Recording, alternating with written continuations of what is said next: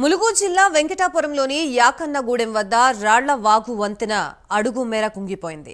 అప్రమత్తమైన అధికారులు పోలీసులు వంతెన కూలిపోయే అవకాశం ఉండటంతో నిన్న రాకపోకల్ని నిలిపివేశారు. దీంతో నిన్నటి నుండి భారీగా వాహనాలు నిలిచిపోయాయి.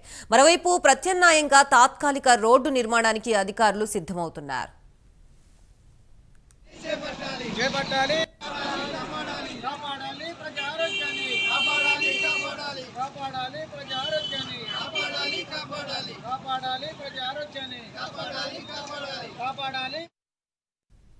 రైట్, ప్రస్తుతం ఇదే అంశానికి సంబంధించి మనకి పూర్తి సమాచారం అందించడానికి మా ప్రతినిధి తిరుపతి సిద్ధంగా ఉన్నారు. తిరుపతి.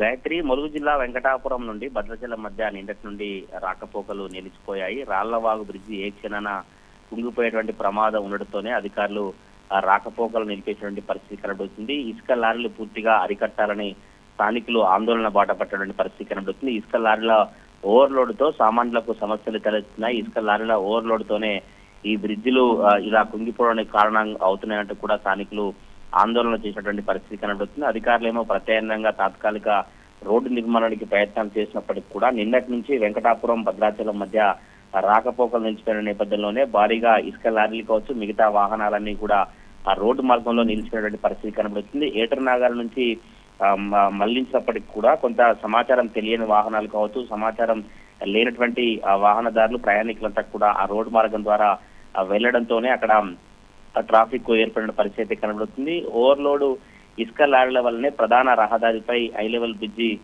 కుంగిపోయింది. ఇప్పటికైనా ఓవర్లోడ్ తో కాకుండా లారీలు నిబంధనలు పాటించే రవాణా కొనసాగించాలంటూ కూడా స్థానికులు డిమాండ్ చేసిన వ్యక్తి పరిస్థితి కనబడుతుంది. మరి ఈ రాళ్లవాగు బ్రిడ్జి కుంగినటువంటి నేపథ్యంలోనే ఇసుక లారీల లోడ్ ను ఇక్కడ నుంచి అధికారులు క్షుణ్ణంగా పరిశీలించి నిబంధనల మేరకు మరీ నడిపిస్తారా, లేదంటే అలానే ఓవర్లోడ్ తో లారీలు వెళ్తాయో చూడాలి. గాయత్రి.